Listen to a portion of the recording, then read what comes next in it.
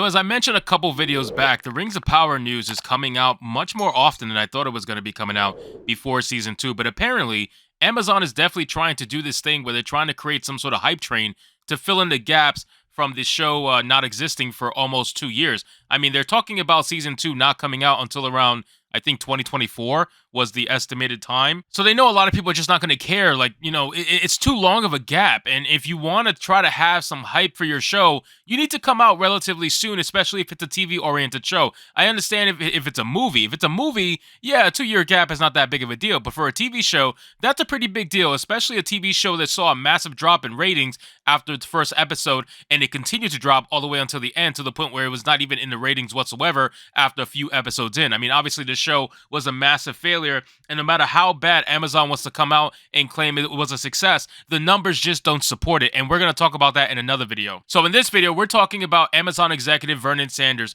who seems to be the guy who's in the news now, right? So when it comes to the news around Rings of Power, Vernon Sanders seems to be the name that's going out there for whatever reason. I'm really not sure why that is, but it seems to be the name that's going out there, and apparently, he just recently said, according to Bounding Into Comics, it says Amazon executive Vernon Sanders doubles down on diversifying Middle-earth for The Lord of the Rings of Power, Season 2. So the thing that got them the most heat in the first season, that granted wasn't even the main issue after the season came out, because if you guys realize, most people weren't complaining about the fake diversity that was in the show once the show actually came out. Most people were complaining about different aspects of the show once it actually came out. Yes, there was a massive hate train in the beginning before the show came out, but you can't really blame people because that was a big sign that you were going to completely ignore Tolkien's work and basically just shit all over it. But now, after the show came out, there's a lot bigger issues than diversity within the show by far.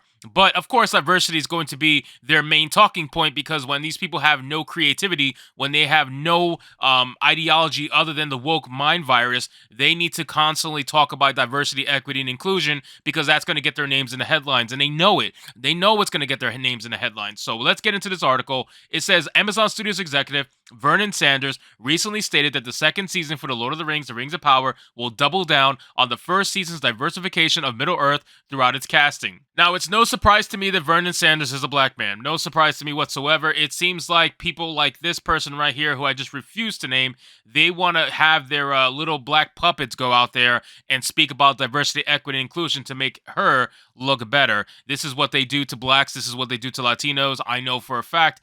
So it's really sad to see. But listen, man, get your money. I don't really care. I don't care how you earn your money. It is what it is. In a brief interview with Deadline's Nelly Andriva, Sanders was asked, from the season 2 cast edition announcement so far, it appears that you are continuing to bring diversity to Middle-earth. Can you speak about that and tease more familiar characters from the lore that we can expect? And he responded, the series continues to be cast from all around the world. We think that represents the show that we created in season 1, and we're doing the same thing for season 2. We are trying to find the best actor for the role. Okay. God damn, man. I'm telling you, I'm spot on with this shit because, honestly, I said it in my Little Mermaid video. That's their new thing now. So, enter to every single argument for your show, right? So, the biggest argument for the show is that it doesn't follow the source material, right? So now they're trying to find a defense, and in this defense is now being used for everything. I made it in my Little Mermaid video. If you guys missed it, go check it out. It came out before this video.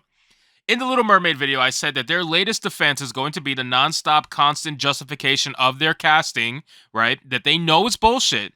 They're going to use constant justification, and they're going to say, oh, it was the best actor or actress for the role. We promise. It was the best person for the role. We looked everywhere, and this person was the best person for the role. It just happens to almost always be a black person, but listen, guys, we promise it was the best one for the role. This is the stupid justification that they're using, and it's lazy, and they know it's lazy, but they think that if they put that out there, the normies are going to eat it up. And chances are, the normies will eat it up. Because you see people all the time regurgitating the same nonsense that they hear and see online from these mainstream, quote-unquote, mainstream news outlets. They constantly regurgitate the same exact talking points. And this is the latest one now. Because if you notice, every single interview recently has been coming out with this same shit about, oh, it's the best person for the role. This is their new talking point now.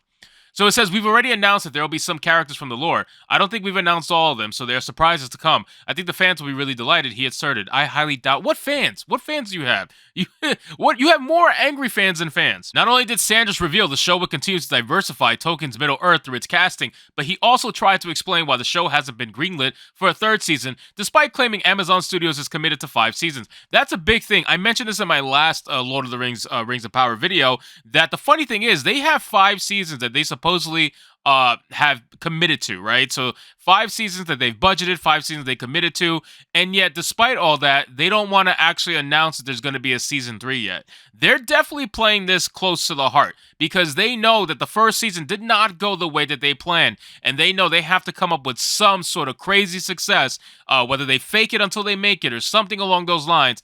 Otherwise, season 3 is going to be very hard to greenlit.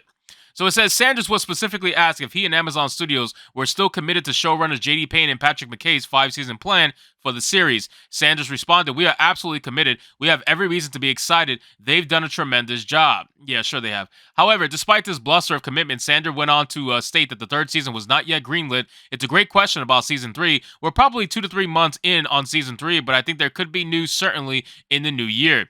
He then appeared to explain why the show hasn't been greenlit for season 3 yet, despite the supposed commitment for 5 seasons. There's so much planning and prep that's necessary for us to get this mounted that the only reason we probably haven't gotten there quite yet is we've been just so heads down in season 2, but I would expect there to be news in the new year. I don't listen, guys. I've said it multiple times, okay? I don't see them canceling this show. This show is too big of an ego for Amazon. There is no way, in my opinion, they're going to cancel this show, even though, in my opinion, this is all my opinion. They would have canceled this show if anybody else was running it, if Netflix was running it, if Warner Brothers was running it. But this is Amazon. Amazon has literally all the money in the world to lose, and their ego and their status is more important to them than anything. If they want to come out and claim, and I'm going to make a video, like I said, I promise, it's going to be the next one after this. I'm going to talk about how Amazon is doing exactly what they said they were going to do, and they were going to claim success, even though all the numbers say otherwise. They are claiming success for the first season. They're saying it's the most successful thing ever, even though they're only comparing it to themselves, which is hilarious. But they're going to claim success. So by them doing that, their ego is heavily invested into this. There's no way they're going to want to let this show go. So they will do 5 seasons knowing damn well they're going to lose money or at least get close to breaking even, whatever. I don't know what their like actual numbers are, but I can guarantee you they're not making anywhere close to what they thought they were going to make and get nowhere near the amount of press and praise that they thought they were going to get. So with season 2 coming out, even if it sucks, which I guarantee it will, they're not going to let it go down. They're going to claim success again, and they're going to keep going and going and going until they do their initial commitment, and then they're going to somehow, some way, try to silently exit out from the space. So it says Sanders' comments should come as a surprise. Amazon Studios insulted and denigrated fans who wanted casting consistent with Tolkien's writing and the lore he created for The Lord of the Rings. They did this from the onset of their marketing for their first season at the beginning of this year when they used Vanity Fair to run a smear campaign against Tolkien fans.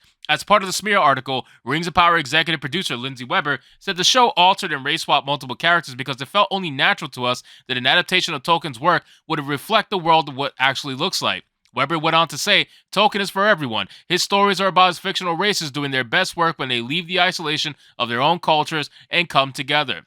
Listen, man, oh God, like the whole diversity nonsense is really terrible when it comes to Lord of the Rings. It's a terrible argument because the world itself is extremely diverse as it is. The problem with this is that with Hollywood, they want what's going to give them the most clout. They want what's going to give them the most clicks. They want what's going to give them the most views. So they know, like the people of Harad, for example, are not going to be the diversity that they're looking for, even though it is very written and very well explained in Tolkien's works. They don't want to explore that because nobody knows, for the most part, who the people of Harad are. They don't really care, right? In terms of like the grand scheme of things, the normies, when you ask a normie who's someone from the people of Harad, are they going to be able to say anything? Probably not, right? So they're going to be able to tell you, though, who Frodo is. They're going to be able to tell you who Sam is. They're going to be able to tell you who Legolas is. So who are they going to race swap? You think they're going to bring in people of Harad that are actually known to be dark-skinned in the storyline? Or you think they're going to race swap notorious white characters into black because it's easy for them? It's lazy, it doesn't take any thought, and it gives them the clout. What do you think they're going to do?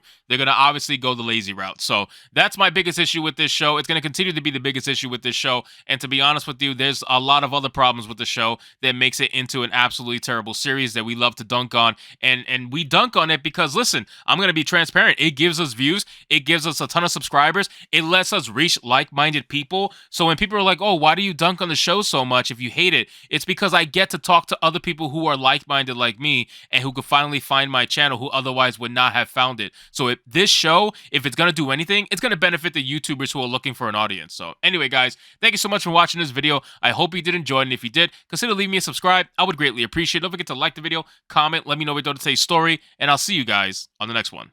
Hypnotic out.